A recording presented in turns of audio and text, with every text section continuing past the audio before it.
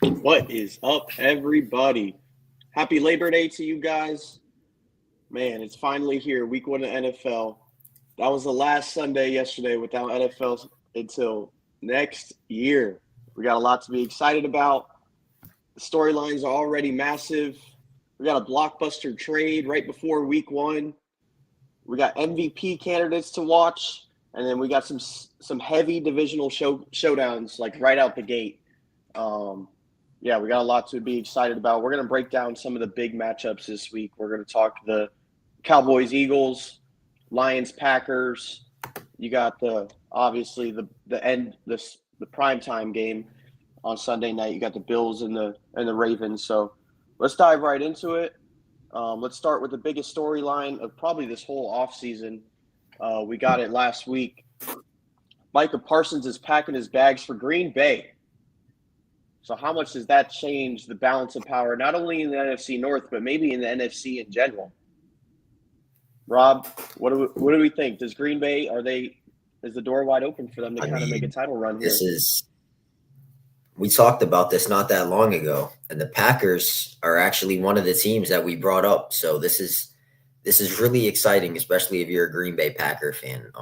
We foresaw I thought the two top teams in the NFC North, we kind of agreed on it, was Lions, Packers, Vikings. I thought the Packers were kind of closing the gap on the Lions a little bit already, and we kind of talked about it. All they really needed was maybe a pass rusher to really get that defense to where it needs to be. They could still use a little bit of work on offense, but I'm a big believer in Jordan Love, so hopefully is able to put it together this year. And I mean, this is huge for the Packers. Like, they could definitely win their division. I don't know if they can win the whole NFC, but they're definitely going to be making noise over there. Hell yeah. Obviously, it's an immediate, like, their pass rush just immediately got better. You got Parsons, who's got 52.5 sacks in 4 seasons. This guy's a literal beast. And I'm excited to see what Green Bay is going to look like. I think, like you were saying, a lot of this is at the helm of Jordan Love. We didn't really see the biggest leap last year, but that everybody was expecting. But we did see flashes of it, and we just got to hope that when it turns playoff time, that this guy is going to be ready to be knocking on the door of those big teams like Philly, like the Rams, like who else is up in that category? I'm trying to think. Washington. But yeah, we'll see week 1. Playing against the Lions if they're ready for this moment. But what do you think? Do you think this pushes them over the edge in the NFC North over the Lions?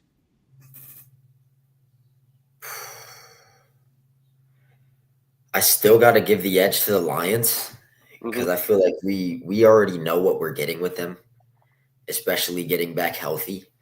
Yeah, their offense is a little better. Yeah, that offense is just explosive. And then the defense, too, with Aiden Hutchinson and everything. So I still got to give the edge to the Lions. But if the Packers win the division, like, it's not surprising at all. Yeah. They can definitely go out there and do it. What'd you think of the trade and then the deal? So 4 years, $188 million, highest paid non-quarterback. Dallas gets 2 first-round picks and Kenny Clark. What did you think of the deal? It's a lot of money. Let's just start with that. 4 years, $188 million. But, I mean, we just got to be real with ourselves. Micah Parsons is one of the best defensive players in football. He's just coming off of his rookie contract. He's still very young. He's got a lot of years ahead of him. And, I mean, you already said it, bro. 52.5 sacks in the first 4 seasons. Like, he's had one of the best starts to a season out of any pass rusher in league history. So, I mean, you're going to pay they're paying for what they're getting pretty much. And as far as the Cowboys are concerned, obviously the first thing that we love to do is laugh at the Cowboys because we all hate Dallas. So it's nice to lose their franchise star. It's like the Dallas Mavericks. I mean, if you're a Dallas sports fan, it's been a rough year losing your superstars. But They got You Paige, get though. Yeah, they got Paige Beckers, and now they got Cooper Flag too. So I mean, That's true. we'll see. They get 2 first-round picks, 26, 27 first-round picks, and then they get Kenny Clark on top of it. The Kenny Clark thing is, I mean, I don't really think that's a big deal. He's way past his prime. Yeah. When's the last time he made a Pro Bowl? Couldn't tell you. Not that Pro Bowls really mean anything, anyways, if we're being honest. But Just like participation obviously, the big thing is the 2 first-round picks. Mm-hmm. And not only do you get the 2 first-round picks, but you don't have to pay the guy. So yeah. I think it's kind of a win for the Cowboys because I don't think they were going to pay him anyways. Like Jerry Jones came out. They knew they weren't going to compete. They knew they weren't going to compete. So why pay them? And that's another thing. Even with Micah Parsons, their defense was atrocious. Mm-hmm. So I figure they just kind of figure, let's reset. We trade Micah. We get a couple first-round picks. And then we go from there.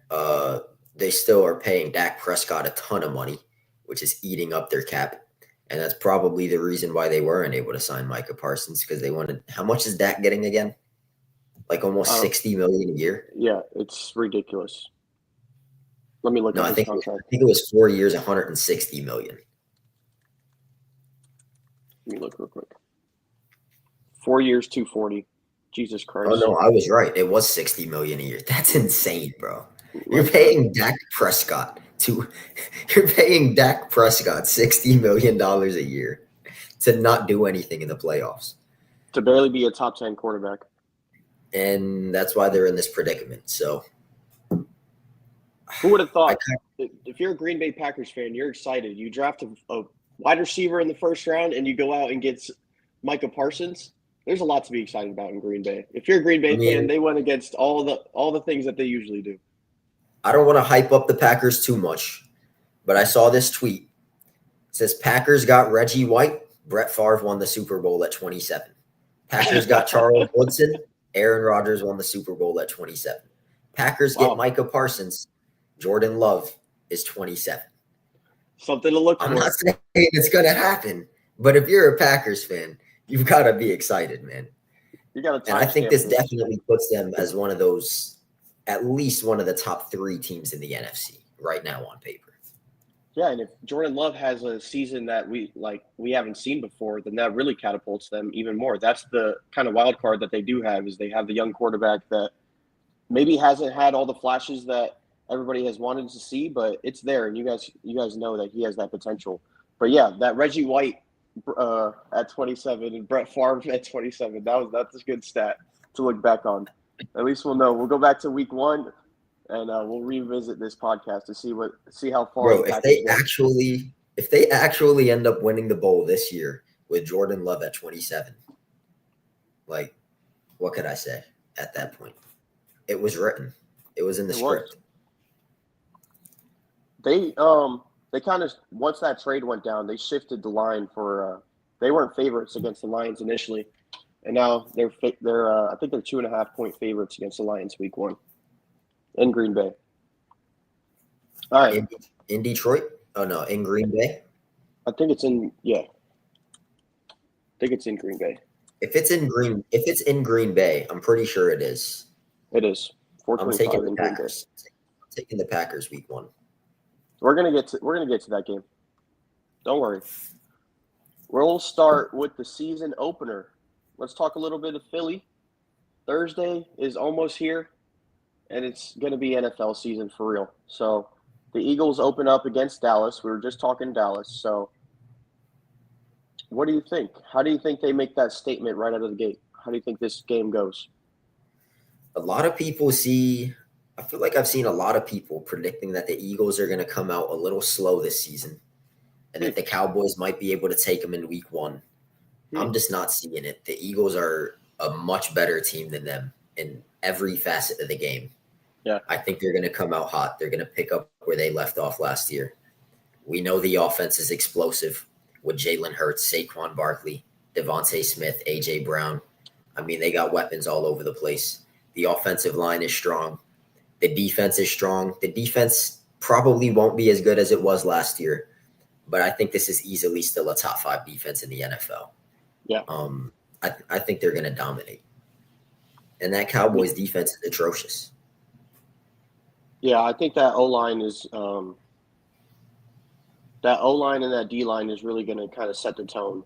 I remember the days when that used to be the Cowboys, but right now that's been the Eagles dominating that side of the ball in the trenches. So, yeah, I think the Eagles are going to dog them. I don't think it's going to really be close. I think they probably win by 7 to 10 points in that range. I think they're 7.5-point favorites right now. But like you were saying, that defense, they finished number 2 last year in points allowed at 17 points per game.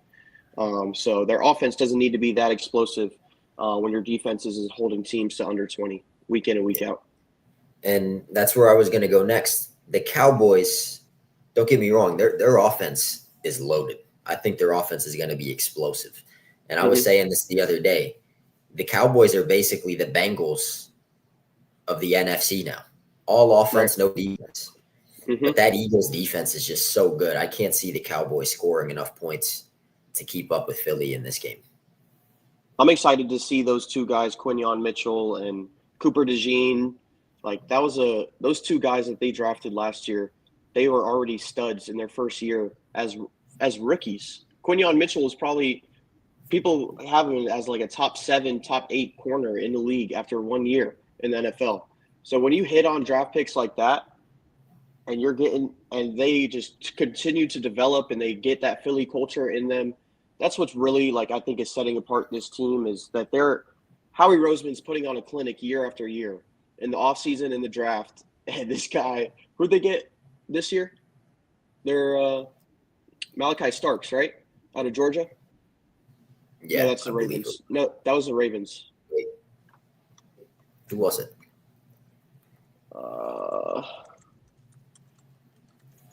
Let me look. No, they got Jahad Campbell. They got that linebacker.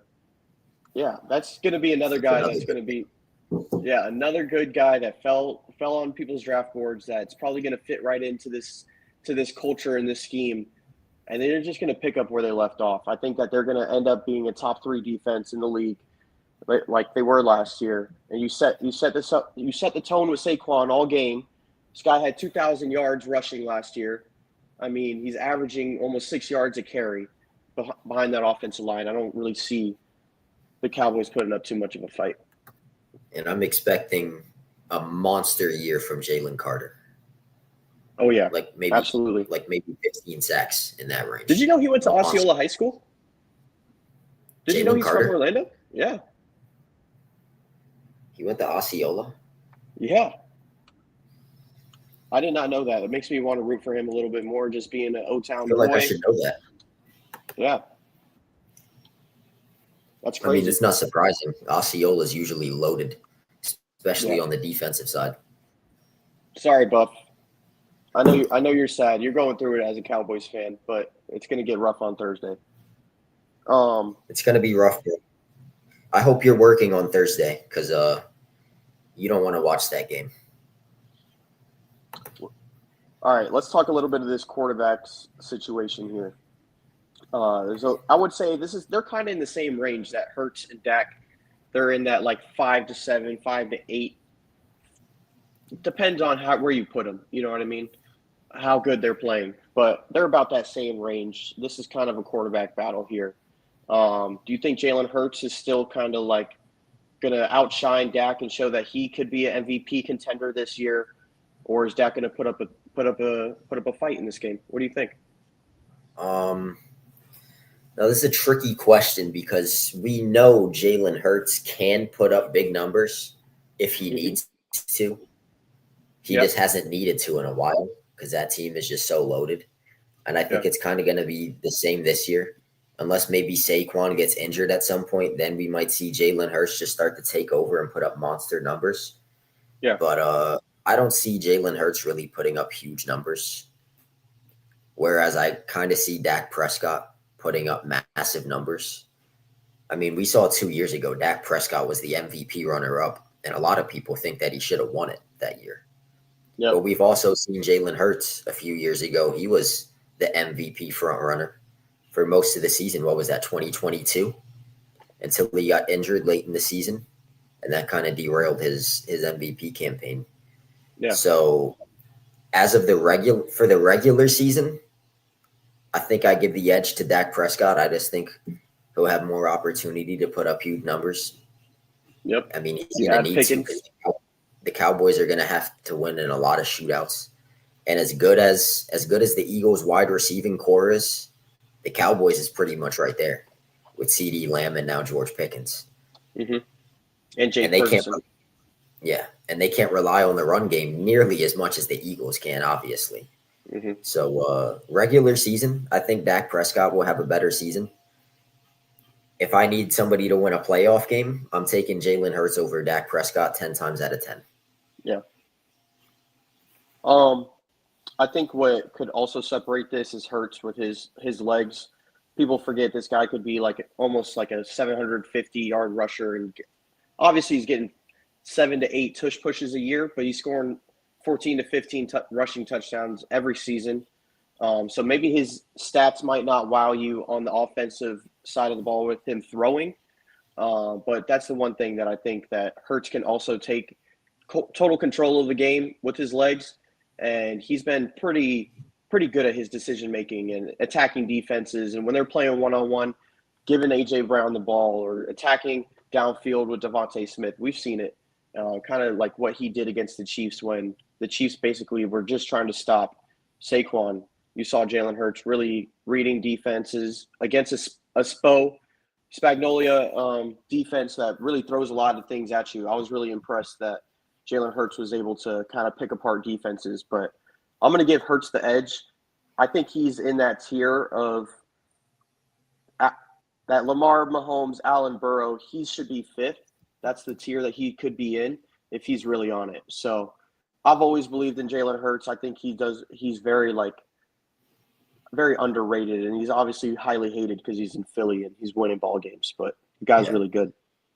And when we're comparing these two guys, it's kind of like how it's gotten with Mahomes. Mahomes' numbers have been down the last couple years, but if you need to win a big game, you know who you're taking. Yeah. The guy that's done it over and over and over. You're taking Pat Mahomes. He finds ways to win games. And he can put up 5,000 yards if he needs to. Yeah, he absolutely can. But that supporting cast in Philly really gives, I think, is just you got Barkley, Saquon, Barkley, you got A.J. Brown, you got Smith, you got Goddard, and the elite O-line. Obviously, Hurts has all the tools to be able to be successful and be an MVP candidate, I think, this year, especially if they're dominant, especially if they're like few and far between past and better than every other team in football. I think that Jalen Hurts could be an MVP candidate this season. All right, let's talk the spread. What are we opening up right now? 6.5. I think it's 7.5 when I looked this morning. What are you taking? You taking the Cowboys, or are you taking the Eagles against the spread this week? Eagles minus 7.5. Mm-hmm. They should have left it at 6.5, and I would have for sure went over. I could see them winning by exactly 7 points, but I'm going to go with my gut, and I'm going to say that they're going to win by more than 7. I'm taking the over. I agree. I think that's an easy lock. Lock it in at minus 7.5. It's going to be close for the first. They're going to get their kinks out. It's the first game of the season. We saw it in college football this weekend. There wasn't a lot of scoring. These teams are a little bit lackluster with their offensive schemes, and they got to get it going a little bit. But I think this is the NFL, and that the Eagles are going to show that they're just so much better than everybody this season, and they have a real chance to go back-to-back. And they're going to start it off with a statement against the Cowboys easily. And they just feed off of that home crowd. They feed off of the energy there. And they're going to be putting up the banner.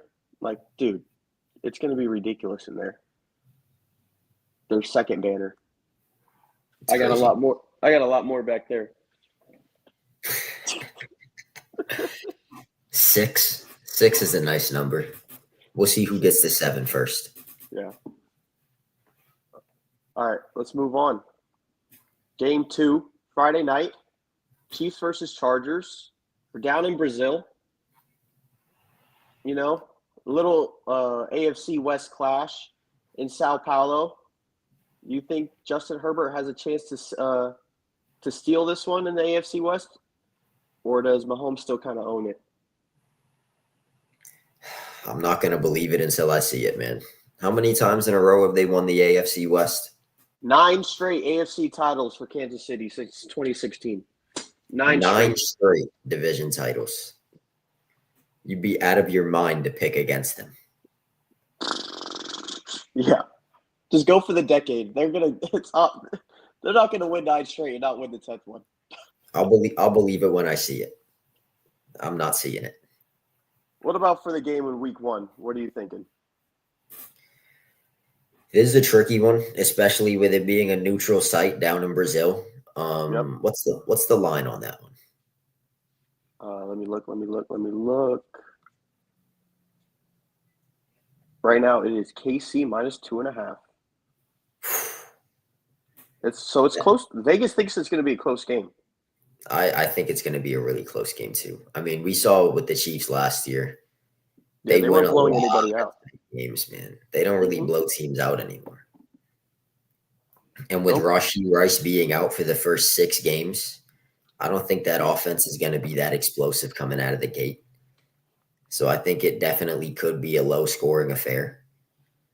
And I feel like the Chargers, they just have something to prove, man. They need to build off of last year. Justin Herbert needs to really come out and he needs to show that he can be a top 5 quarterback in this league because he has the talent for it. He can be an MVP candidate. Mm-hmm. He just hasn't put it all together yet. And he's getting the weapons now. Obviously, with Ladd McConkey, he's probably going to be one of the best receivers in the league for years to come. We saw what he did in that postseason game. That was just absolutely nuts. And then they draft Amarion Hampton. I think that's going to be huge for them as well. I'm really excited for this game, honestly. I think the Chargers could come out and steal this one. Yeah, I think it's going to be a close game, like you were saying, in that neutral site.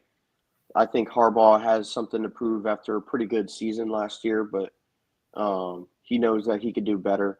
They're just kind of instilling that culture there. They go out and get Amarian Hampton, top 25 pick. They're not going to they're going to let that guy be the bell cow.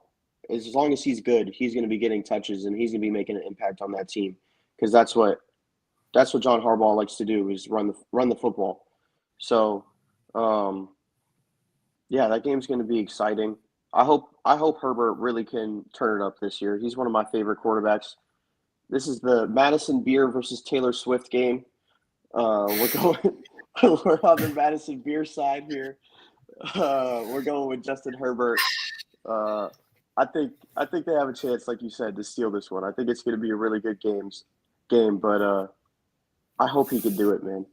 Really do. Now let's clear something up. Even if the Chargers win this game, I'm still taking the Chiefs to win the division. Right.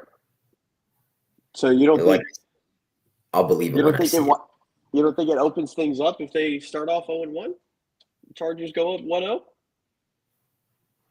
Obviously, it's still a long season. There's 17 games that you still got to play. It would definitely open it up.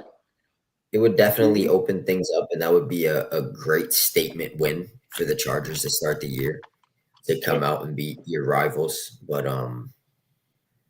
Kansas City, man, they've been doing it. Like you said, 9 years in a row. They have the continuity with Mahomes, Kelsey, Reed. The defense is still going to be elite. Yeah. Rashee Rice isn't there yet, but he's going to come back.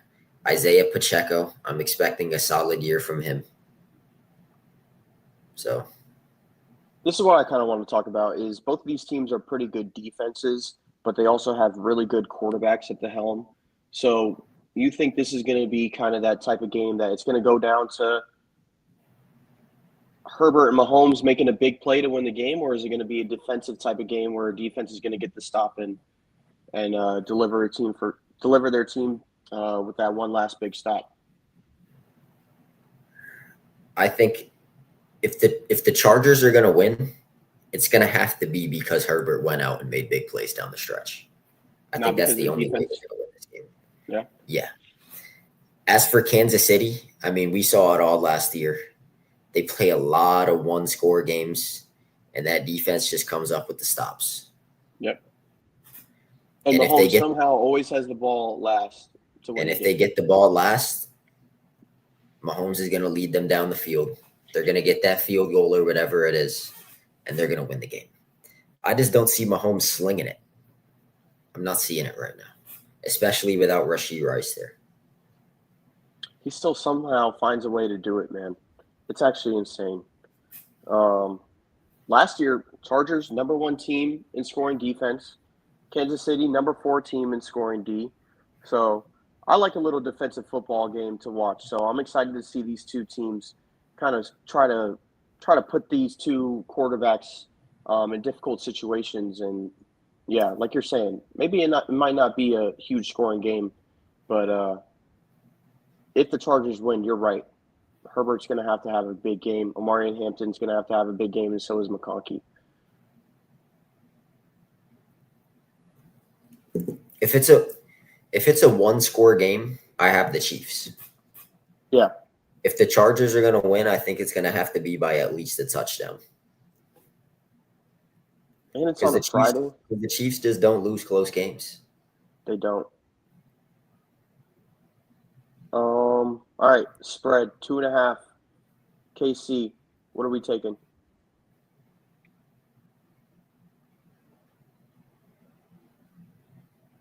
I have the Chiefs by a field goal. I'm taking Chargers plus 2.5.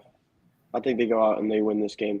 We've seen the Chiefs come out slow and sluggish, and remember that a couple years ago against the Lions on Banners Night. They went out and they lost week 1. So I wouldn't be surprised, especially if the Chiefs are kind of punting this game, especially with it being in Brazil. That's such a difficult way to start your season. Kadarius Toney. Kadarius Toney is the reason why they lost that game. Oh, yeah, I remember. Mahomes put the ball literally right in his hands. Yeah. How many drops did he have? He had like 3 or 4 like wide open drops. And one of them, he dropped it literally. It slipped out of his hands right into the defender's hands for an interception. I'm going 20-17 Chargers. They get the final say. They kick the game-winning field goal, or they get the big stop at the end against Mahomes. I was thinking 23-20. So we're in the same range. Yeah, we're still there. All right, let's move on to probably the biggest matchup of the weekend, I think easily. Bills versus Ravens. Oh, I thought you were going to say Steelers versus Jets. No, not even close. Oh, you mean Patriots versus the Raiders? That's probably the biggest game. Why are we not on Sunday night? The hell Nobody's are we doing watching, here? bro. I'm going to be watching that. I don't care if I'm by myself. Steve might watch it. I think Steve is a Raiders fan. Oh yeah, he is. I might have to put a little friendly bet on this with him. All right, let's dive into this game. This is the game we should be taking up the biggest chunk of our show. Bills versus Ravens. This probably going to be an AFC championship, AFC divisional round matchup that we're going to see like we always do. So marquee quarterback matchup, Josh Allen and Lamar Jackson. I want to talk this. Both these guys do not have Super Bowls. Both these guys have MVPs. But who's going to be the first one to go over that hump and win a Super Bowl first? Josh Allen or Lamar Jackson? If you had to put all your money on one of them, who is it? I think Lamar gets it done first. I think so too. I think Lamar is a better player, and I think he has a better team around him right now, especially on the defensive side. And now that they have Derrick Henry, that's really added a whole new element. They have the receivers with Zay Flowers. I mean, they kind of have the receivers. It's still not a great receiving core, but it's better than what he had his first couple years in the league. They have Hopkins though, right? That guy's not like he's washed, bro. I think he's washed. I think he's washed. You are not moved by that at all. I'm not moved. Keep I going. mean, we saw what D-Hop did with the Chiefs last year. Nothing. Yeah, he didn't do shit. Isaiah Likely, I really like Isaiah Likely. Yeah, he's a stud. Like he's damn near a receiver, bro. Mm-hmm. Like that, he's solid. So they have Zay Flowers, they have Isaiah Likely. Obviously, they have Mark Andrews, even though Mark Andrews has left a bitter taste in everybody's mouth with that atrocious divisional round performance. Yeah. He fumbles the ball in the third quarter, and then he drops the 2-point conversion that would have tied the game. Me and you would have caught that. Like everybody shits on I was gonna say Mahomes. Everybody shits on Lamar for coming up short in the postseason. But Josh has done the same thing. But they fail to see how his teammates just let him down, bro, every time. That's true. Like his teammates always let him down, bro. Even that first quarter interception, the one where it looked like he just threw it straight to the Bills defense and there was no receiver in sight. Yeah. Rashad Bateman just completely abandoned his route. He completely messed up his route. And they both said this after the game. It was just a miscommunication. Bateman just completely messed up his route. He should have been there where the ball was, and he wasn't. It results in a pick. And then obviously we know what happened with Mark Andrews. He just completely fumbled, literally. Yeah. But I think you're right. I think Lamar is probably because of his defense. He has Derrick Henry. He has everything around him. He's the best quarterback in the league. If it wasn't for Patrick Mahomes, it wouldn't even be close. That Lamar Jackson's easily the best quarterback in the league and MVP. most fun to watch. Yeah, he should be a 3-time MVP right now. They didn't want to draft him in the first round. It's crazy. I still can't believe they gave it to Josh Allen. But we're past that. The politics in the NFL, just Josh Allen, Taylor Swift, Travis Kelce, it's terrible. I hate to see it. But I think if I'm a Steelers fan and I'm saying Lamar Jackson should have won MVP, like come on. There's no reason for me to be biased towards him. I hate the Ravens. Josh had obviously great year, but it wasn't even close to as good as Lamar's year. Oh yeah, Lamar had like one of the best passing seasons of all time. Like the 4th highest passer rating in NFL history, the highest touchdown to interception rate in NFL history. And then on top of that, he put up like 4,200 yards. The Ravens were averaging 30 points a game last year, every single game, and they have probably one of the best defenses in the league. They obviously probably, I think, have all the tools to be able to go win a Super Bowl. I think what really hurts the Ravens, like it's hard to go into Buffalo and win in the playoffs. Yeah, you got to be one of the top seeds for sure. Like they like in that matchup specifically, Ravens-Bills, particularly in the playoffs, home field advantage is just so important. Mm-hmm. And it's hard for the Ravens to have a better record than the Bills when the Bills play in a dog shit division. Yeah. No disrespect to your Patriots. They're probably going to turn it around. I think the Patriots are going to get a lot better, but obviously the last few years have been bad. The Dolphins are not good. And then the Jets, obviously the Jets are the laughing stock of the NFL for like the last 50 years. Yeah. Shout out Gene. So the Bills are obviously going to go out and win the AFC East.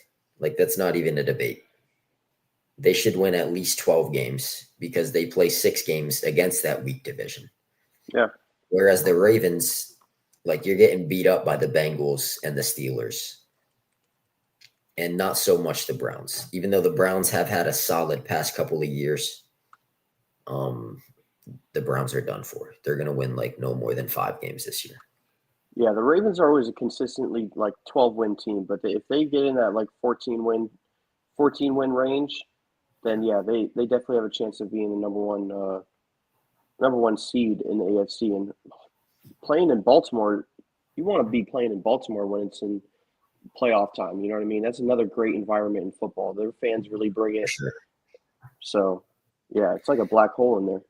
And not only that, if you are the 1 seed, that means you only have to play one of the Bills or Chiefs. Yeah, exactly. Because if you're the 2 or the 3 seed, you're going to have to go through both of those teams. If you're the 1 seed, you only got to go through one of them, and you're going to do it at home. Home field advantage is just so important. Unless you're the Chiefs. They're like the only team. The Chiefs could be the 4 seed, and they'll probably still go on the road and beat everyone. We've seen it before.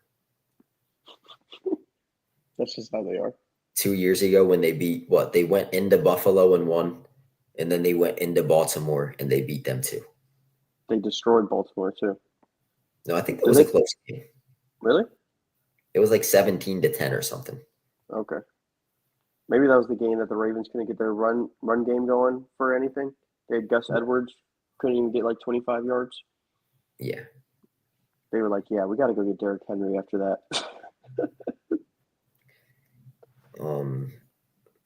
It's just hard. It's just hard to pick against the Chiefs in the AFC, man. It's really hard to do it. I think this is the year, even though I say that every single freaking year.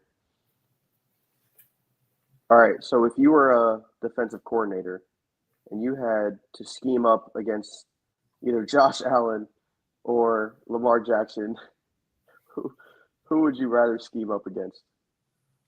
I would just quit my job.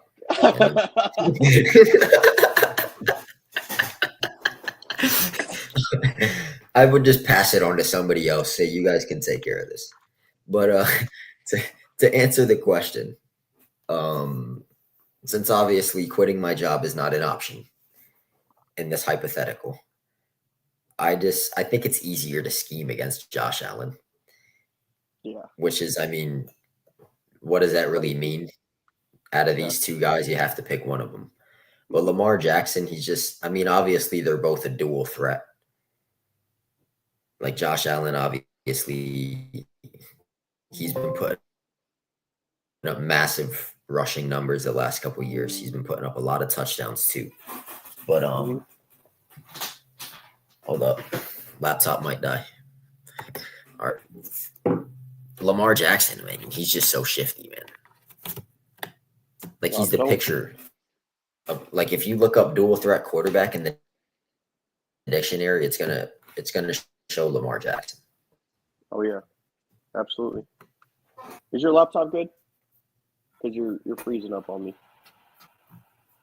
You hear me, bro? I can hear you, but you're freezing up a little bit. You good? I'm good. All right, there you are. Happy to have you back. All right, yeah, if I had to pick one, honestly, are you good? I'm good. I hate to lose my face again, like we did. What was that, 2 weeks ago? Yeah, I think actually everybody liked that. They like just seeing me the whole time. I got a few people let me know that. I deleted the comments. They commented that, but I didn't want to hurt your feelings, so I just deleted the comments. I thought you were gonna say. I thought you were gonna say a specific name. No. I thought you had a specific name in mind. No name drops here. If I had to pick one, let's get back on topic here. Jesus Christ. If I had to pick one, I'm going to pick Lamar to scheme up against over Josh Allen. I think Josh Allen's a better just quarterback throwing the ball. Obviously, Lamar, I think the scheme of the run with Derrick Henry and stuff kind of puts defenses a little bit more stressed. But if I had to, I think Josh is not – Lamar's obviously the best runner of all time. Josh Allen is probably top 5 in that category. We see this guy run over linebackers, catch pitches, and then go – like that game, that play last year in the snow where he got the pitch and then went and dove for the pylon is one of the craziest plays I've ever seen a quarterback make in my life. But the bazooka that guy has – oh, yeah, that was nuts, man. That guy can make any single throw on the field, off balance. I just think he's that's one where he got a passing and a receiving touchdown on the same play, right? Yeah, I believe so. You're kind of lagged out a little bit.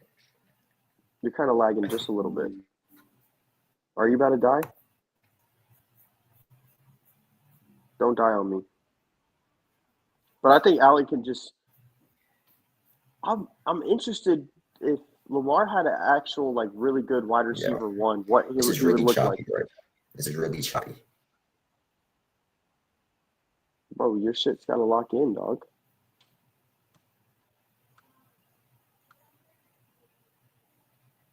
You there? Give me a testing. What did you say? Give me a What did testing you real say? quick. Testing. 1, 2. All right, you're like a few seconds behind, but we'll figure it out. Don't worry. But I think Josh Allen could just make every throw on the field a little bit more than Lamar can. I'd rather prep with Lamar and just kind of stack the box and make him throw like those receivers that he just doesn't have that good of a receiver room. I'd rather just load the box against Lamar, make sure you just hope he doesn't tear everybody's ankles apart and break off a big play. But I'd rather have him throwing the ball against me than Josh Allen, to be honest. That's fair. All right. Wow, you're not lagging anymore. You're all good. All right, let's talk a little Derrick Henry. After nearly 2,000 yards and 16 tuds last year, which is freaking insane. This guy's still doing that. Is Derrick Henry still the most dominant running back in the NFL, or is it just kind of like Baltimore's system? It could be both. But what do you think? Does the Baltimore system kind of even make him even scarier just with how run dominant they are? I think it definitely does. But the only guy like that's really in the same conversation as Derrick Henry is obviously Saquon Barkley. But you could also say the same about Saquon Barkley. Like, does the Eagles system make him better? Right. But we've seen both of these guys without being in those systems. Derrick Henry in Tennessee was obviously just as dominant.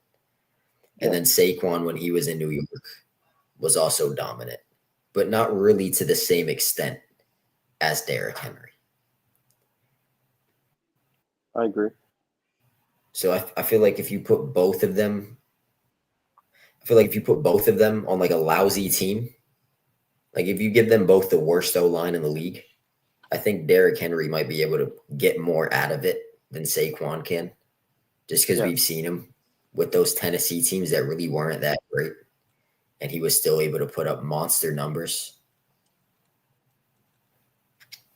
Whereas Saquon, obviously, he was able to put up monster numbers as well, but not exactly to the same extent.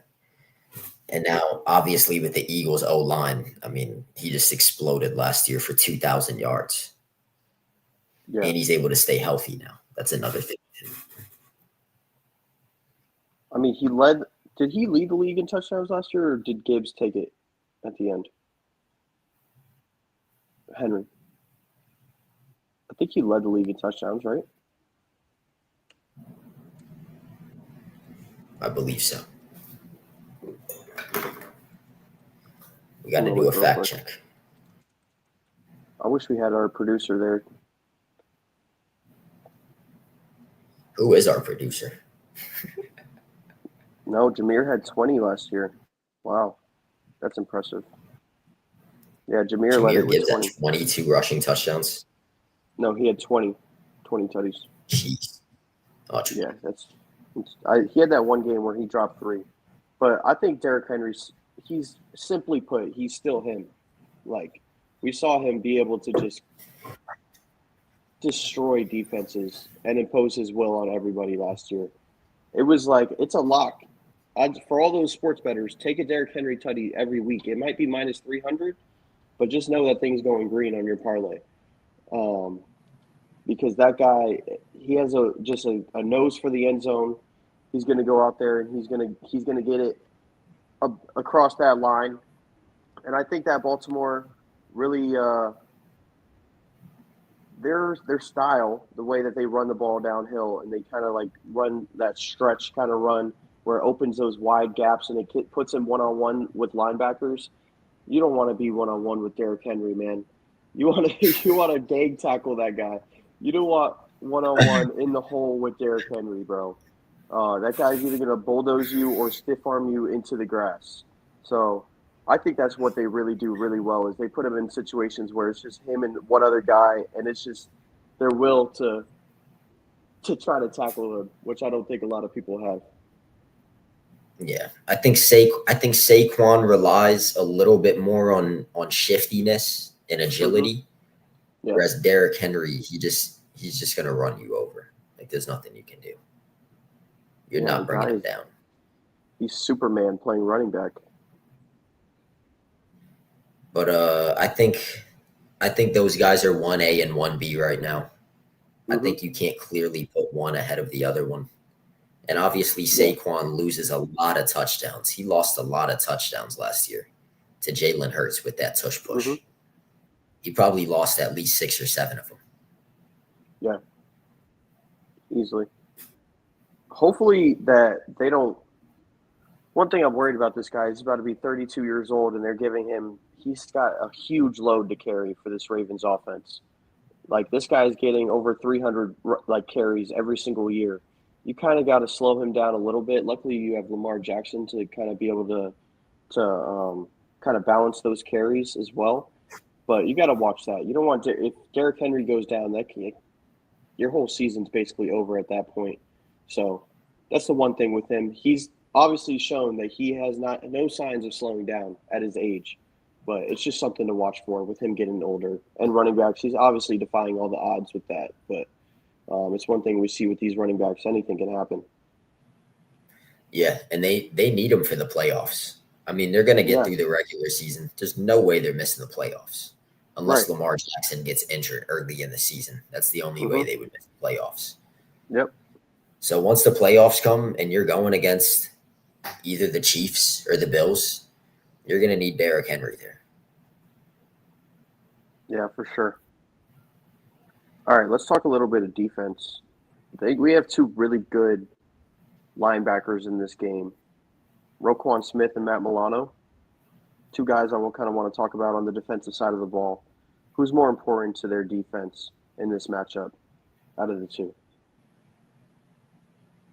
I'm going to go with Roquan. Yeah, I like him a little bit better. Yeah, he's a Obviously, monster, Matt bro. Milano, we know what he's capable of, but I just like Roquan Smith a little bit better. Mm-hmm. I think he's huge for this defense. But with that being said, I think the Ravens defense is quite a bit deeper than the Bills. So even if Roquan isn't having a huge impact on the game, their defense could still be fine on any given Sunday. Mm-hmm. Whereas the Bills, they don't have as much depth. So you might need Matt Milano a little bit more on any given Sunday. Yeah. I think these two guys have big jobs at spying the quarterbacks this weekend. That's going to be one of their biggest things is keeping those guys inside the pocket and being QB spies and making sure that they're not out there running rampant. That's going to be the hardest part. Roquan Smith, go ahead. Matt Milano, he just needs to stay healthy. This dude's played 9 games in the last 2 years. Yeah, I mean, but when he's out there, he's a monster. Yeah, for sure. But he's got to stay healthy, man. 4 games last year, 5 games the year before that. And he's only getting older. He's, 31, 32 years old now? He's got to stay on the field. Roquan's a monster. He's a great run-fitting linebacker. He's a great also, he plays really good in the passing game as well. I love watching Roquan Smith being a prior linebacker myself. This guy's getting 150 tackles like a year, like 80 of them being solo tackles. This guy's putting up numbers. He's getting few sacks. He's not really a rushing the quarterback type of linebacker, but I think Roquan's the clear answer here.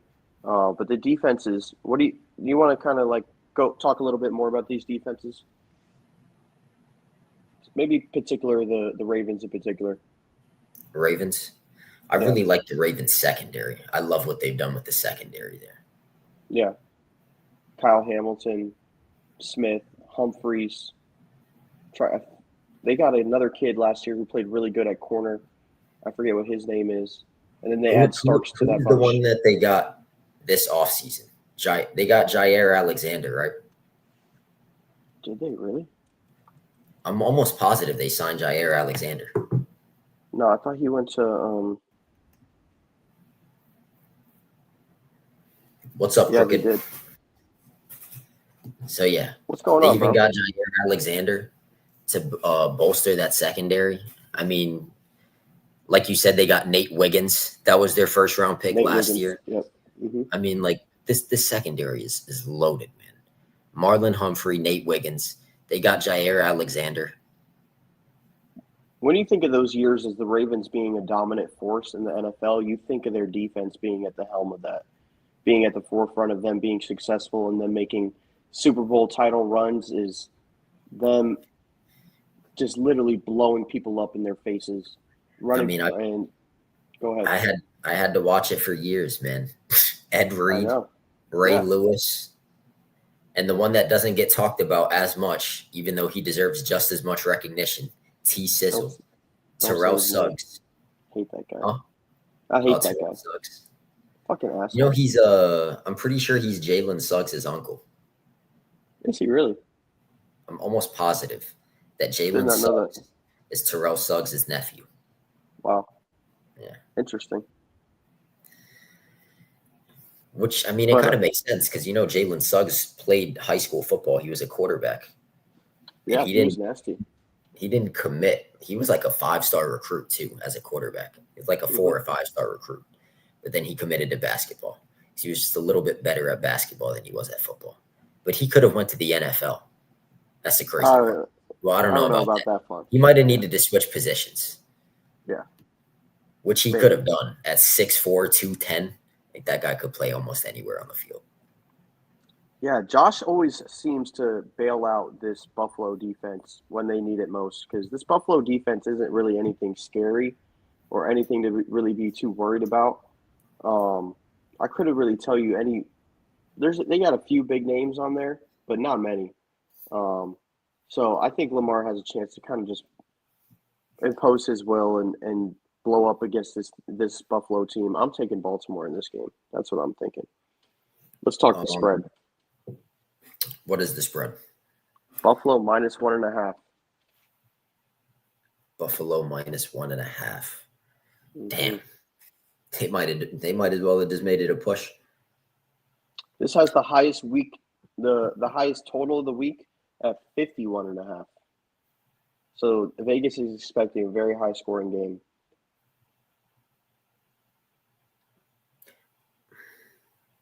I'm honestly tempted to take the under there. It's a week 1 game. The offenses might not be clicking right out of the gate. Yep. Whereas we Sunday know night.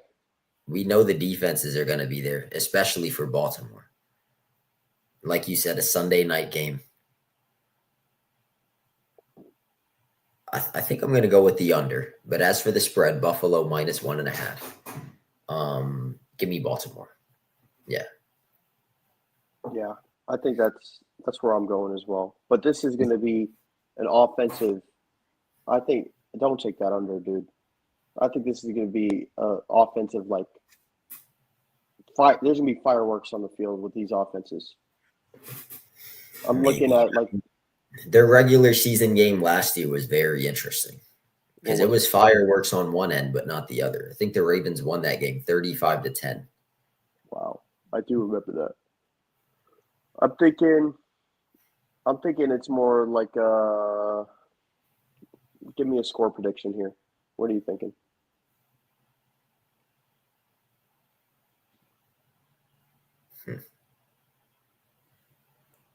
Ravens 27-23. I was going Ravens 35, Buffalo 27. 35-27. I could see that too. I mean, this is kind of an unpredictable one because we don't know how the offenses are going to look coming out week 1. But obviously, we know what they're both capable of. My parlay is going to be crazy for this game. I'm taking Derrick Henry tutty. I'll probably take a Josh tutty. Probably talking a little James Cook tutty too. We didn't even really talk too much about him. Parlay is going to be going up. Send me that parlay, bro. I'll send you the link. James Cook. I'm excited for James Cook this year as well.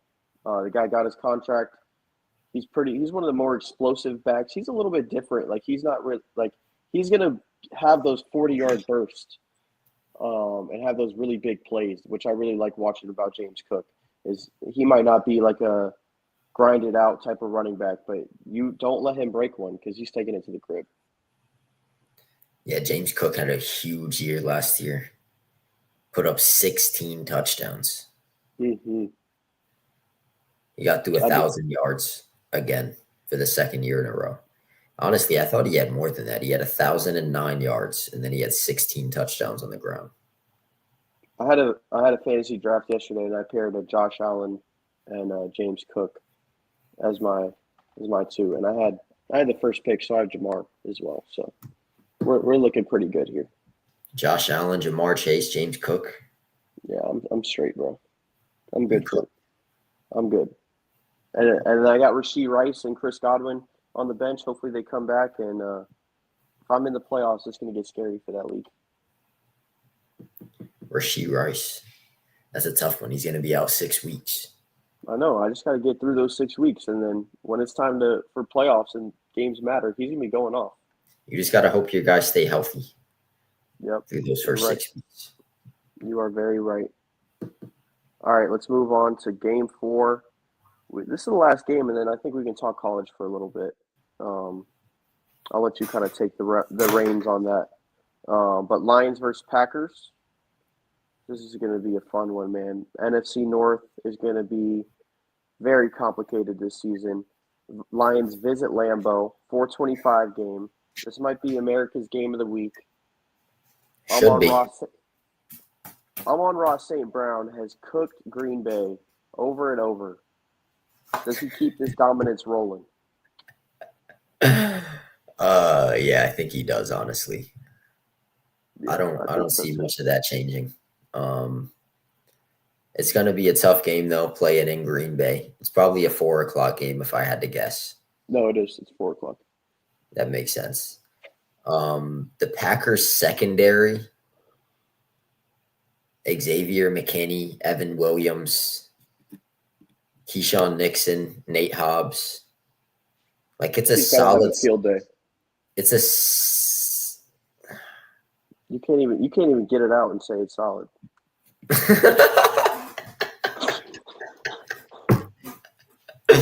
It's not that bad, bro. It's really not that bad of a secondary. Bro, it's kind of mediocre. They forced a lot of turnovers last year, but when they go up against those high-end receivers like Amon-Ra St. Brown, they're getting cooked. It is what it is. Their best hope is that Micah Parsons is going to add a lot of juice, and they're going to be able to put a ton of pressure on Jared Goff. Yeah. And he's not going to be able to get those passes out. That's really their best hope to slowing down the passing game. Because, we saw what Jared Goff did last year. He put up monster numbers, as did Amon-Ra St. Brown. And then you got J-Mo in there as well. Like, it could get rough for that Packers secondary on Sunday afternoon. That's probably the downfall of their defense, honestly, is for the Packers is their secondary. Is they give up a lot of big plays in the passing game, give up a lot of touchdowns in the passing game. And I think St. Brown, the way that he just manipulates defenses, he has like a lot of those option routes where he kind of just fills space and gets open. And him and Jared Goff have great chemistry in those. And dude is going to be cooking them this year. This is probably one of the first years I haven't had him in fantasy. But I love watching me some Amon-Ra St. Brown. Guy's really a dog. You could tell he really worked for getting into the NFL, even though his dad was already a really good athlete. But both of his brothers, they really worked their ass off from modern day to USC, and now him for the Detroit Lions. I'm a big Amon-Ra fan, so I'm going Amon-Ra for at least 7 catches, 7 touchdowns. 7 catches, a touchdown, and at least 100 yards. Yeah, I'm seeing it. Like I said, bro, the Packers corners, they definitely need some help in their cornerback room. Keyshawn Nixon, Nate Hobbs, Carrington, Valentine is their cornerback room pretty much. Their best defensive back is Xavier McKinney, but if their corners are getting cooked, he's not going to be able to help them out that much. No. And they got to go against J-Mo, Amon-Ra, Laporta, Gibbs, and Monty. They're fucked. So, I mean, I don't know, bro. PFF really liked the Packers secondary last year. I'm not really a PFF big is also fan. fake. I'm not really a big fan of PFF to begin with, though. Yeah, me either. And I think everybody abuses PFF like it's the most important thing out there. It's really not, bro. Just watch the games, and you can see that system is extremely flawed. But with that being said, their secondary is kind of like boom or bust. They're able to force a good amount of turnovers, but like you said, they give up a lot of huge chunk plays as well. Yeah. So maybe if they can come out and force those big turnovers, which we know they're capable of, and we know Jared Goff is definitely capable of turning the football over.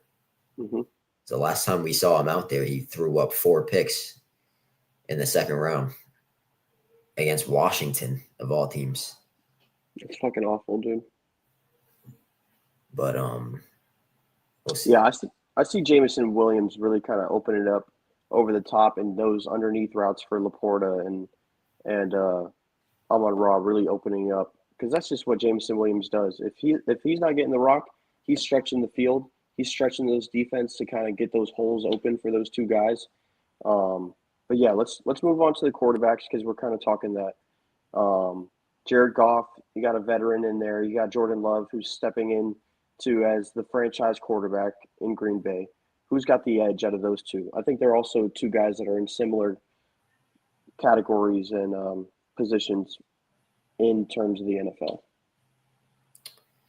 NFL. I like Jordan Love long term. Yeah, I mean for this year. Yeah, I know. So with that being said, I got to take Jared Goff. Obviously, we saw what he did last year, and Jordan Love kind of underwhelmed last season. Yeah. And not much has changed within the offenses. Obviously, the Packers were able to go out and get a receiver first round, but we know what the Lions have on offense. Like, their offense is probably going to be just as explosive as it was last year. He got Gibbs, he got Monty, Amon-Ra, J-Mo, Laporta. Like, this guy's got weapons all over the place. He's going to have another huge year. Was he hurt last year, Jordan Love, a little bit? Or was that the year before? I think he was hurt for a little bit at the beginning of last year, right? Last season? I believe so. Maybe early in the year. Yeah, and that's why I don't remember. Yeah. Let's see. Yeah, he missed 2 games last year. Okay. All right. But still, I was looking at his numbers and I was like, dang, only 3,300 passing yards last year. I would expect a little bit more from him, but even missing 2 games, that's still not the best. Yeah. 3,389, 25 touchdowns, 11 picks. Compared to Goff throwing 4,600, 37 tutties, and 12 picks. Yeah. Goff went off last year, man. That Ben Johnson offense was ridiculous, and hopefully they're able to carry it through this year, because that was one of the funnest teams to watch in a long time. Was that offense last year in Detroit? But now you got John Morton as the coordinator, who's I think he was the passing concepts coordinator last year, so he was in there with Ben Johnson and picking his brain and knows kind of like what they're trying to get to. So I expect the creation of that offense, I think, is going to be pretty similar to what it was last year. They're going to be putting up big numbers again. Kind of hard to with the squad that they have. You know what I mean? Yeah, for sure. A lot of people are expecting a little bit of slippage from the Lions, but I feel like Unless that slippage comes from Jared Goff, then I just don't see it. Yeah. They're too loaded. You're right. They have a good O-line, too. Nobody really talks too much about their O-line. Penny Sewell, I think he's hurt. He's also hurt for a little bit, right? No, or is that Tristan Wirfs I'm thinking of? I think Sewell's fine. Yeah, he's going to be great. I mean, he's already great. Yeah, he already But is. if he's healthy, they're going to be fine. Oh, no, yeah, he's fine. But that's one of the – you see that all the time is Gibbs running behind Penny doing a crack block or doing a trying to think what the word is. Pull. When he's pulling the block. That guy is a monster on the right as a right tackle. So he's one of the best in the league for sure. Top 3. And then Aiden Hutchinson coming back as well. Mm-hmm. I want to talk a little. He played 5 games last year, so terrible injury too.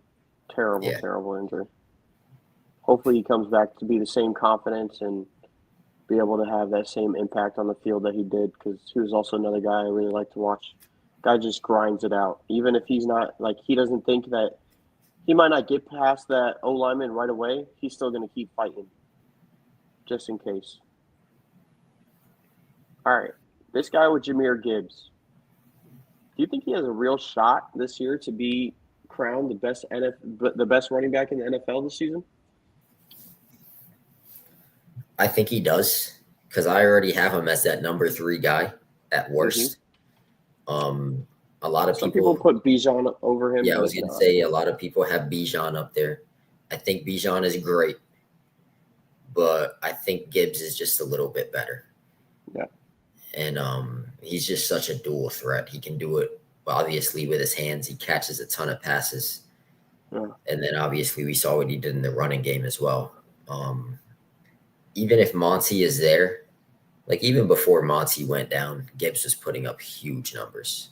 So I don't think that's going to change.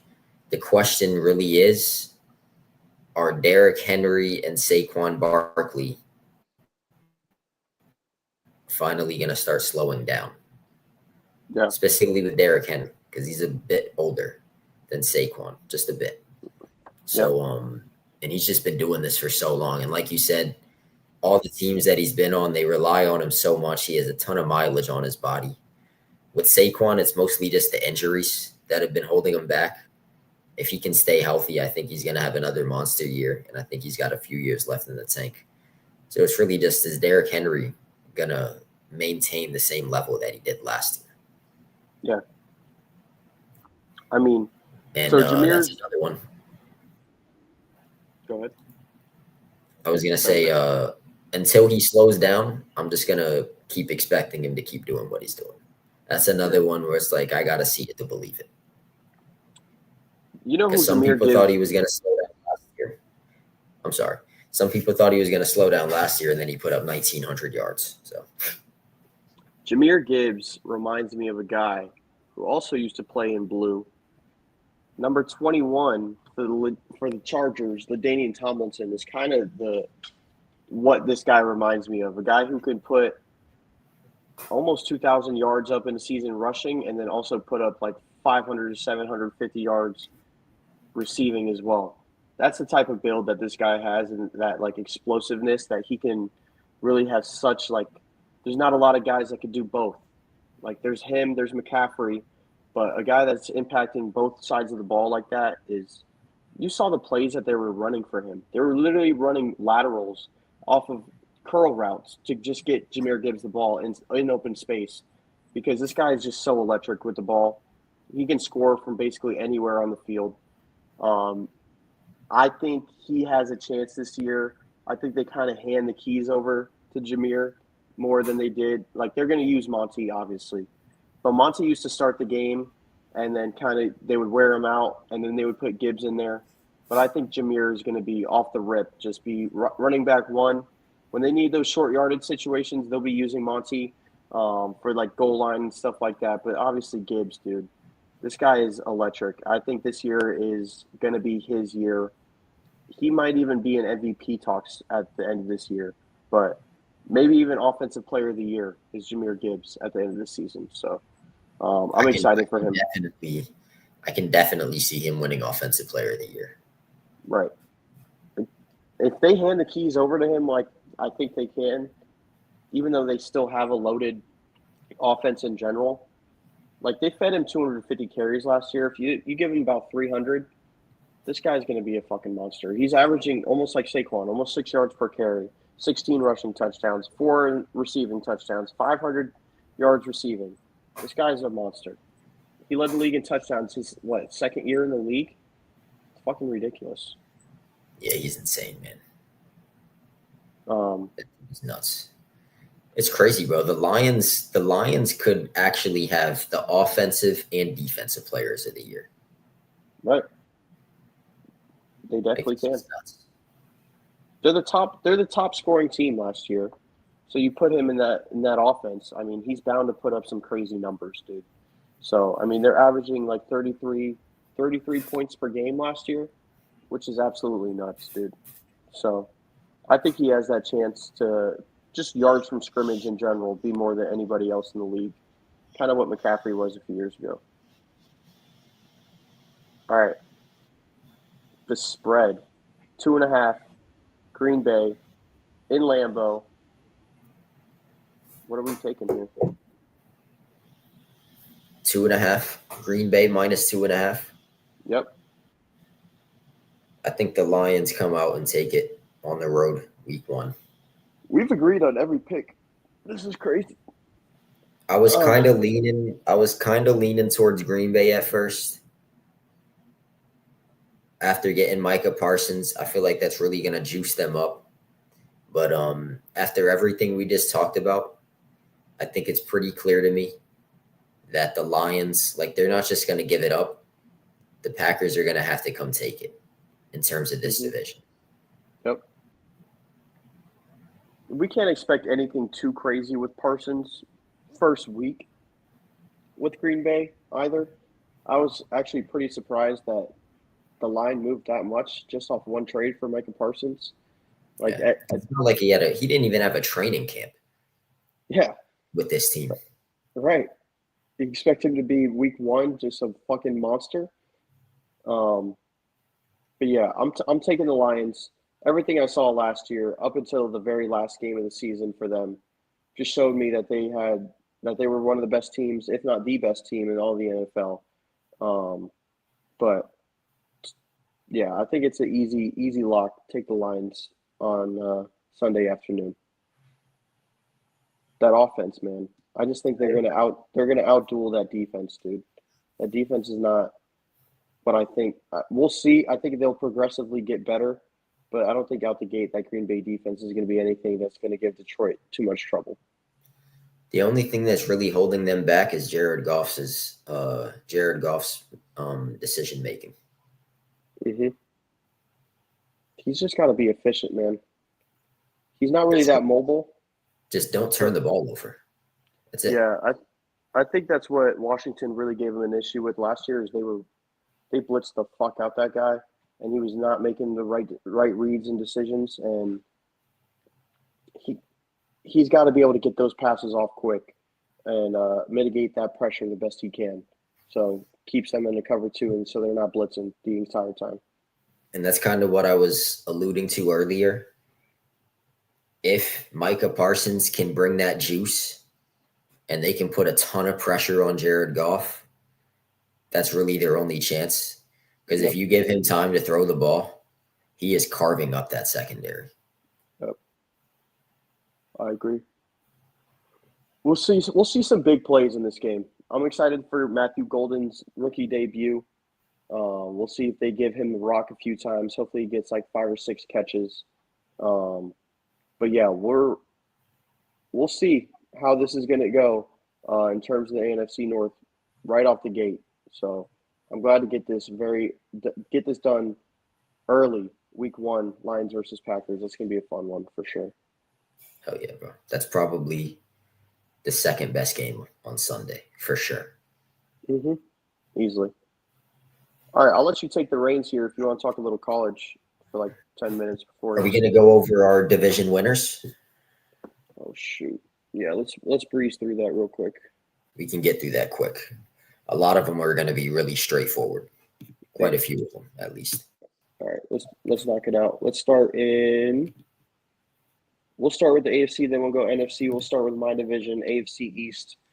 As much as I really want to take the New England Patriots, I think the Buffalo Bills are going to take it. I think the Patriots, that will probably be wild card team, 10 games, they'll probably win this year, but Buffalo's going to win 12-13. I'm taking the Bills. I got the Bills, followed by the Patriots, and then the Jets and the Dolphins. I don't know who I got finishing last. I could see them winning the same amount of games, like 6-7. Yeah. 6-7.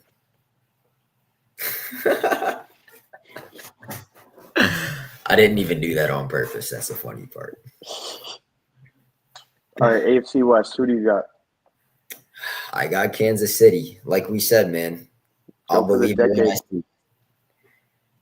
There's no way I'm picking against them. They've done it 9 times in a row. It's probably going to be 10. I think the Chargers can give them a run for their money. And we didn't even talk about the other team that's coming up, the Denver Broncos. They got a lot better last year. It's going to be interesting to see if they're able to build off of it. I think the Chargers are a little bit better than the Broncos right now. But I think all 3 of those teams are going to finish over 500 for sure. And then obviously the Raiders are going to be in the cellar. They're going to be the worst team in that division, and it's not even close. Give me the Broncos in this division. I'm taking them to win it.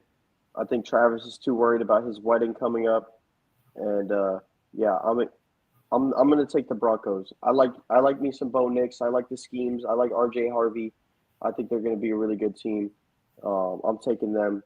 They're not going to hit that decade mark, the Chiefs aren't, of winning the AFC West. So give me the Broncos. I know Josh is listening. I know Josh would like that. That is a bold pick, bro. I'm going for it. It's not bad, though. I mean, the Broncos are going to be a good team for sure. I think that O-line, their defense, I think Bo Nix is going to play really well this year. I'm only saying this because Josh isn't on here with us, but we're going Broncos here. It's definitely not going to be like the last couple years. Well, not really last year, but like the first few years of the Mahomes era where the Chiefs were just beating up on everybody in that division. It's definitely going to be a tight race going down the stretch, I think. But I'm going to give Kansas City the edge. Word. AFC North, your division. I'm going the Ravens here. I think that's pretty easy, but I'll let your delusion speak.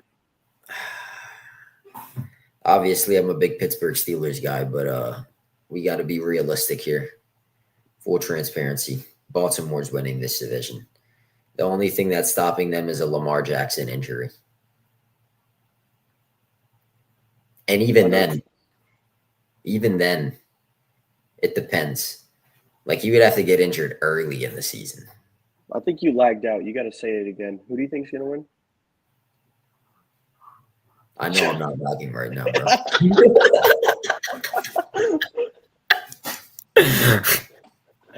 I'm not saying it again, bro. All right. The birds are winning. Those boys in Baltimore. AFC South, probably the most wide open division in all of football, I think. You go ahead. AFC South. I don't really see it as a wide open division. Honestly, I think the Texans are going to take this division pretty comfortably. After that, honestly, I have Jacksonville. I think Jacksonville will finish second in the division, followed by Tennessee. Actually, no. Tennessee's going to be in the bottom. Indianapolis is going to be third, I think, and then Tennessee at the bottom. Yeah. Yeah, I'm with you on that. I don't think it's going to be as I think the Houston and Jacksonville is not going to be that much further apart. Honestly, I think Jacksonville is going to have a really good year offensively this year with Liam Cohen. But I will take the Texans just because it's the safe pick. But I don't think it's going to be that far off. I think they might be 1 or 2 games ahead of Jacksonville max. I don't think it's going to be that big of a difference. I think this is the year where CJ Stroud really puts it together. We saw him have a little bit of I a hope so. sophomore slump last year, Uh-huh. but I'm a huge believer in CJ Stroud, which is funny because he played for Ohio State. So obviously I hate the Buckeyes. We're going to get into the Buckeyes in a little bit, but for some reason I really like CJ Stroud. I just love his game. NFC East. Philly? Yeah, Philly. Easy. Philly, Washington, Dallas, Giants. Same way. NFC West. Now this one's kind of tougher. Give me the Rams. I'm gonna go Rams. Rams, Niners. Seahawks, Cardinals. Yes. I'm with Honestly, I could see the Cardinals finishing ahead of the Seahawks. I'm not sure about the Seahawks right now after losing Geno Smith. They did get though. Then again, they got Sam Darnold. Yeah, I believe in Sam Darnold and yeah. JSN and Kenneth Walker. I don't think that's a bad squad there, but it's not anything that's anything to be super excited about. Yeah, I'm gonna go Seattle third, and then Arizona in the basement. And they got Cooper Kupp. People forgot they got Cooper Kupp. Maybe he has a little bit of a resurgence there. NFC North. I'm going Lions. Lions, Packers, Vikings, Bears. Yeah, I'm with you on that. I'm not as high on the Vikings as most people are, though. Yeah, I was very close to being able to flip flop that Bears for Vikings, but I was thinking about that. But same. I'll never put my heart in anything that has to do with the Bears because they're just going to disappoint me. Yeah. And NFC South. Bucks. NFC South. Give me the Tampa Bay Buccaneers, a team that I'm going to be watching a lot this year over there in Raymond James Stadium. I'm now a season ticket holder, so that's going to be a lot of fun. That offense is going to be great. I can't wait to see him play. You're going to be there too. What is that week? I don't know what week that is. It's in November, you're going to be there to watch the Patriots lose to Tampa. It's not happening. I'm sorry, but they're going to lose. I'm excited for Michael Penix this year. I think he's going to have a really good sophomore season, but I think the Bucs are going to be just too much to deal with. They're way too good. They have been consistently owning this division for the last few years. Bucs fans have a lot to be excited about. It's not as bad as it used to be over there in Tampa Bay, where it was nobody going to the games and they would black out all the games on television so people would come. So I'm excited for that team as well. That team's going to be a lot of fun, man. Mike Evans, Chris Godwin. Godwin's going to miss the first couple games, but I think that's going to open the door for Egbuka to step up. I think he's going to have a great rookie year when he gets the opportunities. Obviously, the opportunities might be limited at some points playing behind Mike Evans and Chris Godwin, but I think they're going to be great. And then obviously Bucky Irving in the running game. He really had a breakout season last year, so I'm excited for that. We'll text you, Crooked. We'll let you know. Yeah. All right, I'm gonna let you kind of take the reins here. I want to just talk about the three big games for college: the Texas game, LSU, and then the game last night, which was also a really good game. You could throw in a little bit about your Penn State Nifty Lions if you want to, but let's keep it short and sweet. Let's talk a little college. It was a really good week one. I'll let you take the reins here. All right, we'll start with obviously the big one, Texas and Ohio State, a game that a couple people got wrong. We're not going to say any names, but a couple people got that one wrong. Texas, man, that offense looked awful, dude. Couldn't get it going. It was bad. Arch Manning had how many yards at halftime? Was it 26 or 30, 36, something like that? It was terrible. Atrocious. Arch was, underwhelming is an understatement. But obviously it's his first start.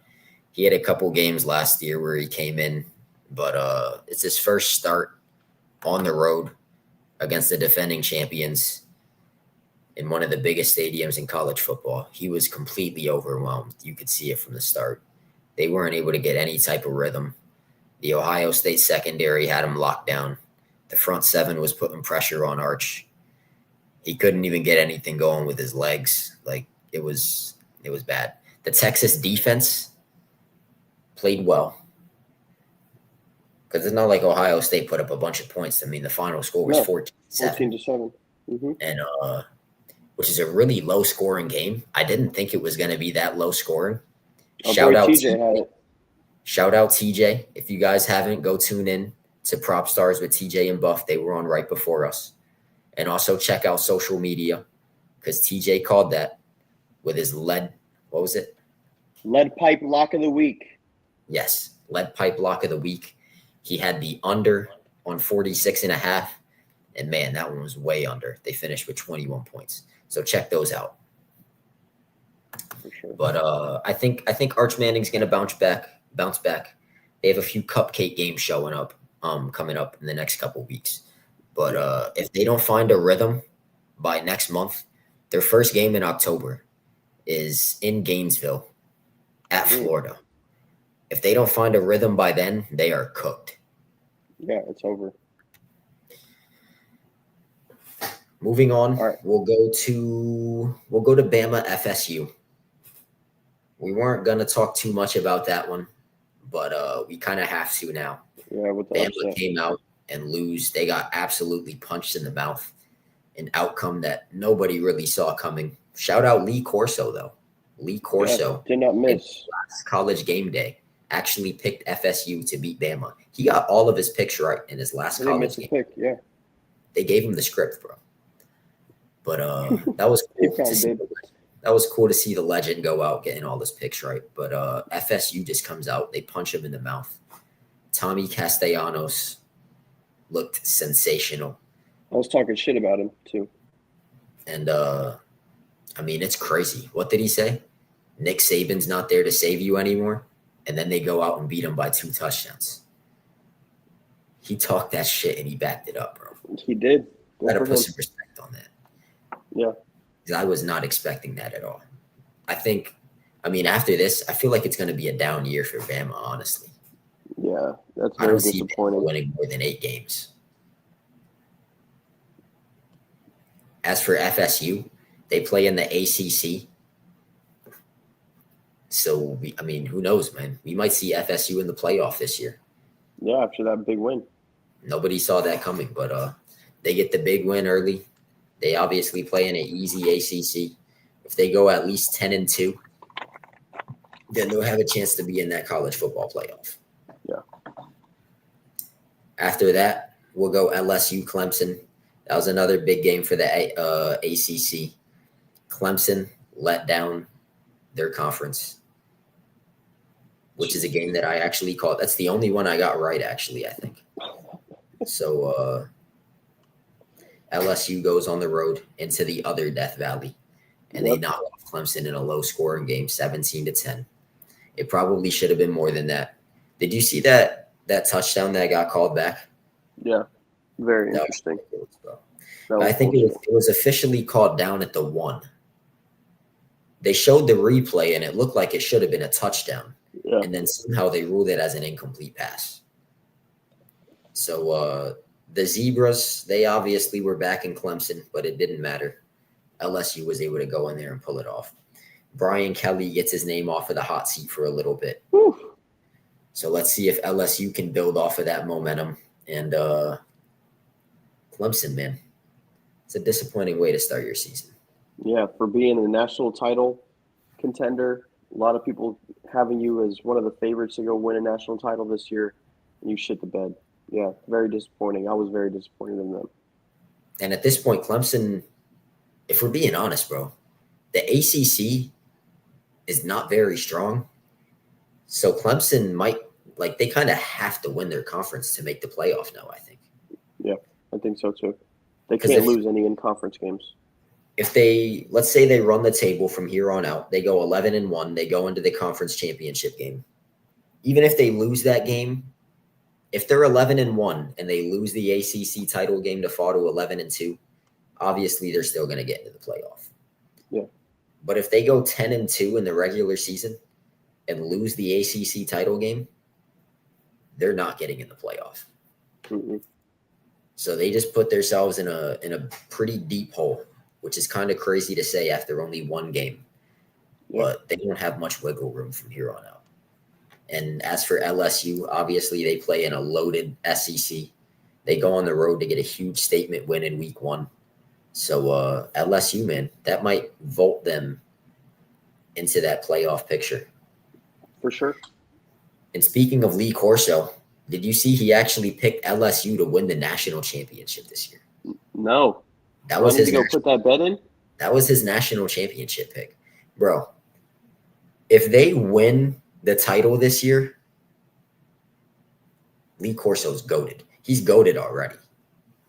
But if they he's so close to God. I'm sure God is talking to him because he's about to go meet him here soon. Chill on the legend, bro. Yeah, Chill on him. But I mean, yeah, it was kind of rough, bro. Like you could definitely see his age. Yeah. I mean, he's 30 years old, so. Yeah. But he's iconic though. You that was gotta his have him national on there. championship pick. LSU. I was shocked to see that. I don't really think anybody has LSU winning the championship. But we'll see. God told him. All right, then the last game last night.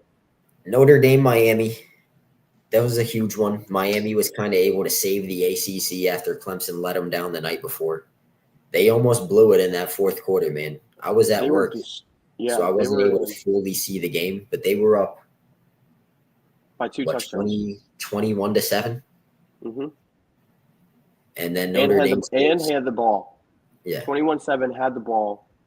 Ran like a 2-minute, had 2-2-minute drives, basically. Notre Dame goes down and scores both drives after that, after they get 2 big stops. And then Notre Dame can't do anything at the end. Then you see Miami be able to hit a long field goal, 47-yard field goal, just squeaks it in. But yeah, that was a great game. The environment looked like it was lit. We'll have to talk to Dave about that when we see him next. Shout out to Miami's defense, bro. Because honestly, like I said, I was at work, so I wasn't really able to catch it. But I saw Miami hit the go-ahead field goal. Yeah, I was watching. It was good. That was not what I – go ahead. Yeah, I mean, I went back and watched it after work. But once I saw Miami hit the field goal with 1 minute and 4 seconds left on the clock, I thought Notre Dame was going to come down and win the game. Same. But Miami was able to get the huge stop there on the last drive. They got a couple 2 of sacks. Yeah. And then the clock ran out. And that was it. It was a fun week 1 of college football. I will say that. It was good to have that prime time aspect of it, the fans going crazy. I'm just so happy we're back. So happy. In Penn State, I'm not going to say much on Penn State. One thing I will say, we finally have wide receivers. Thank God. They fucked up the spread, though, at the end. They did. The third stringers gave up that touchdown with a couple seconds left. And then they gave up a 2-point conversion, too. It was 46-3. Well, you know how mad I was when they scored that touchdown, bro? 46-3 just looks so much better than 46-11. Yeah, absolutely. But they just messed it up, the third stringers. But we finally got some receivers, so I'm happy. Kyron Hudson had a huge game. Did you see that?